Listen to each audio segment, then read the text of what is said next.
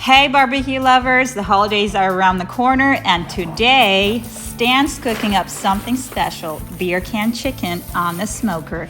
Get ready for tender, juicy, smoky perfection. First, let's prep the bird. Stan makes a stick of butter with Kinder seasoning, loads it into an injector. Watch as he makes multiple pokes, infusing the chicken from the inside out. Rubs a splash of oil all over to help seasoning stick, then coats chicken generously with more Kinders. Every inch gets that holiday flavor.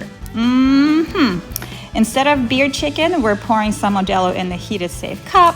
She sits perfectly on the cup and goes on the smoker that was preheated to 300 degrees. After the first hour, Stan starts spraying it with apple cider every 20 minutes. This keeps it moist. After 3 hours total, thermometer read 165 in the breast, 175 in the thigh. She is done. Crispy skin, tender meat, and flavor you won't forget. That's holiday beer can chicken, Stan's way. Thank you so much for watching. Merry Christmas. Happy New Year's. Please subscribe. We have more videos coming up. Enjoy making this beer can chicken.